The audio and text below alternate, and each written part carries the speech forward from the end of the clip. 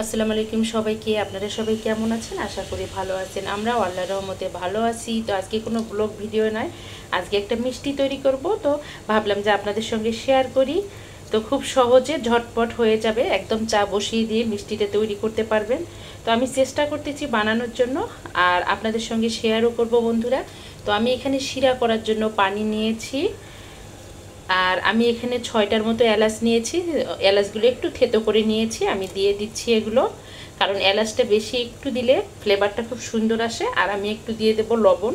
তো যে কোনো মিষ্টি ডেজার্টে যদি একটু লবণ দেন না, স্বাদটা আরও মানে কি বলবো, দ্বিগুণ হয়ে যায়। তো আমি এখন এখানে শিরা করার জন্য পানিটা ফুটে আসছে, চিনি দিয়ে দেব। এখন এখানে দিয়ে দেব 1.5 কাপের মতো চিনি শিরা করার জন্য। আপনারা যদি বেশি মিষ্টি খেয়ে থাকেন তাহলে একটু চিনিটা বেশি করে দিতে পারেন। আর আমি এটা দিচ্ছি লাল চিনি। বন্ধুরা, এখানে শিরাটা তৈরি হচ্ছে, আমি 1.5 কাপ পরিমাণ চিনি দিয়েছি, আর এটা আমি লাল চিনিটা দিয়েছি, কোনো কালার ইউজ করিনি আমি। তো শিরাটা আর একটু হবে, কারণ আমি এটা বেশি ঘন করব না, পাতলাই করব। আর শিরাটা ঘন হতে হতে আমি এদিকে মিষ্টিটা তৈরি করে নেব। তো মিষ্টিটা তৈরি করতে আমি অন্য কোনো কিছু দিয়ে করব না, আমি গুঁড়া দুধ দিয়ে ঝটপট করে নেব। তো গুঁড়া দুধ দিয়ে মিষ্টিটা তৈরি করলে তাড়াতাড়ি হয়ে যায়, আর খেতেও দারুণ লাগে। এখানে আমি নেব 1.5 কাপ পরিমাণ গুঁড়া দুধ। তো আমি এটা ডিপ্লোমাটা নিয়েছি, ডিপ্লোমা গুঁড়া দুধটা নিয়েছি। তো এই তো হয়ে গেছে, পরে লাগলে আমি আরও নেব। আর আমি এখন এখানে দিয়ে দেব বেকিং পাউডার। তো এই তো আমি এখানে দিয়ে দিচ্ছি বেকিং পাউডার, চা চামচের 1 চামচ পরিমাণ দিয়ে দেব, এর বেশি দেব না। তো হয়ে গেছে। আর আমি এখন এখানে দিয়ে দেব 2টো ডিম। তো আমি এখানে 2টো ডিম নিয়েছিলাম, ডিম 2টো দিয়ে দিচ্ছি। আর আমি এখানে দিয়ে দেব ঘি পরিমাণ মতো। এই তো বন্ধুরা, আমি ঘি দিয়ে দিচ্ছি। তো ঘিটা বেশি দেওয়া যাবে না। এখন এটাকে ভালো করে একদম একটা ডো তৈরি করে নেব, কারণ এটা হাত ইউজ করতে হবে, হাত ছাড়া হবে না। সুন্দর করে একদম, যদি আর একটু গুঁড়া দুধ লাগে তাহলে আমি দেব, আর না লাগলে দেব না।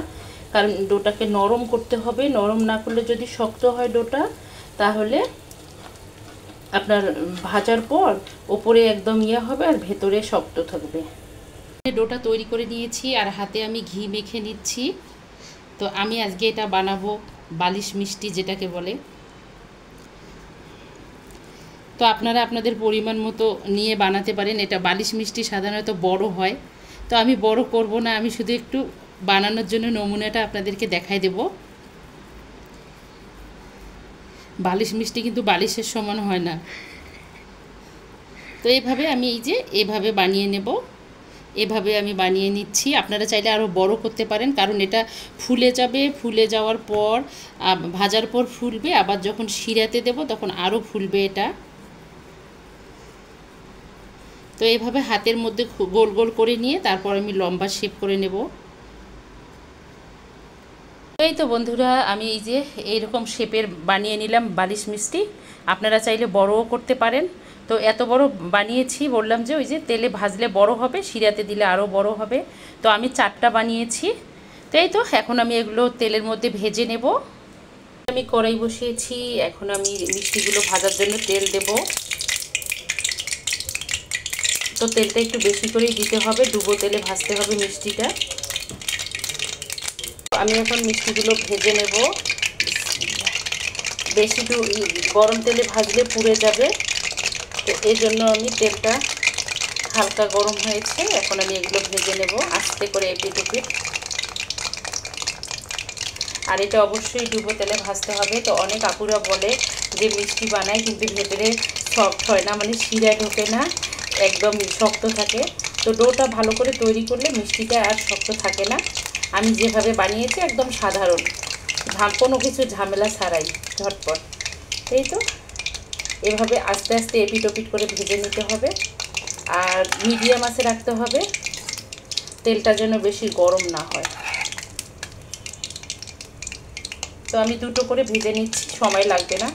একবারে আমি 4টা দিতে পারতাম, তো 2টো করে ভেজে নিই, কারণ এগুলো এখন বড় হবে, তো 4টা দিলে আবার ঝামেলা হবে। মিষ্টিটা যত ফুলবে ভাজার সময় বুঝবেন যে মিষ্টিটা খাওয়ার সময় তত সফট হবে, বুঝতে হবে।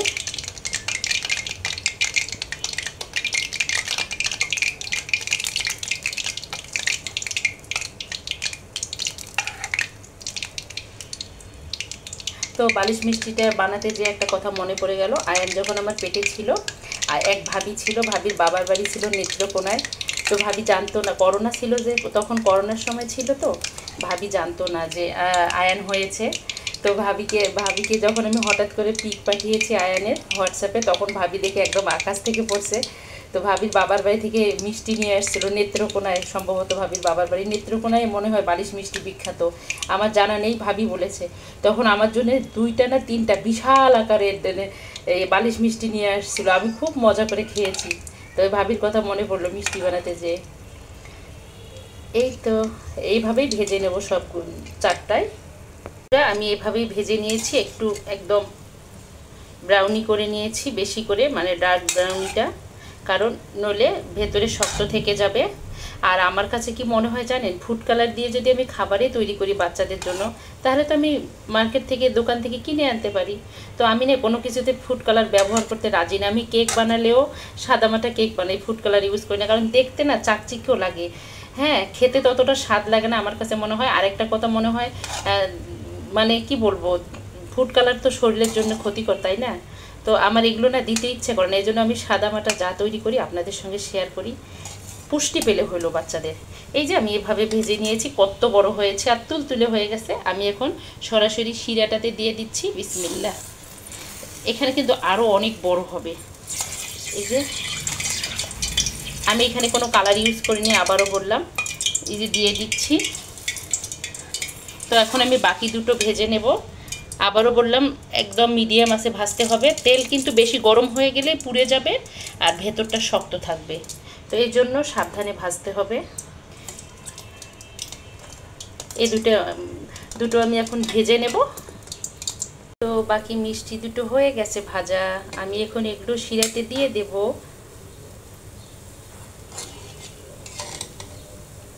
খুব সুন্দর ভাজা হয়ে গেছে, আর বেশি কালো করা যাবে, করলে কালো হয়ে যাবে। আমি এখন শিরাতে দিয়ে দেব বাকি 2টো।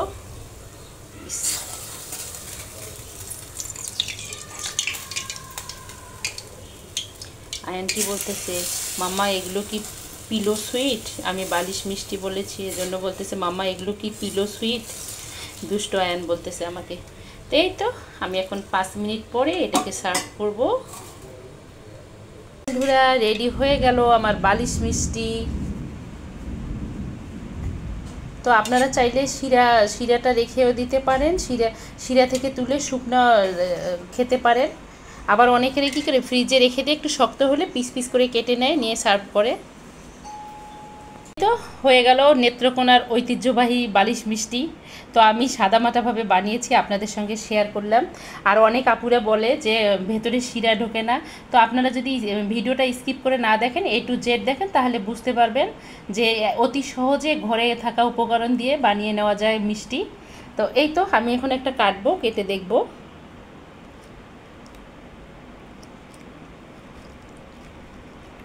তো আমি দেখাচ্ছি আপনাদেরকে, এই যে একদম খুবই সফট হয়েছে, ভেতরটা দেখেন রসালো, আর এই যে শিরা পড়তেছে, এই যে। তো এত বড় মিষ্টি তো একজনের পক্ষে একা খাওয়া সম্ভব না, এটা পিস পিস করে খেতে হয়। তো আমি পিস করে দেখিয়ে দিচ্ছি। তো আমি পিস করে নিয়েছি, একটা মিষ্টি তো একার পক্ষে খাওয়া সম্ভব না, আর যে খেতে পারবে তাহলে তো ভালো, মাশাল্লাহ। তো আমি এভাবে পিস করে নিয়েছি, আপনারা চাইলে আপনাদের পছন্দ মতো পিস করে নিতে পারেন। মেহমানকে বসিয়ে রেখে চা বসিয়ে দিয়ে আপনি এই মিষ্টিটা আপনারা বানিয়ে নিতে পারবেন অতি সহজে।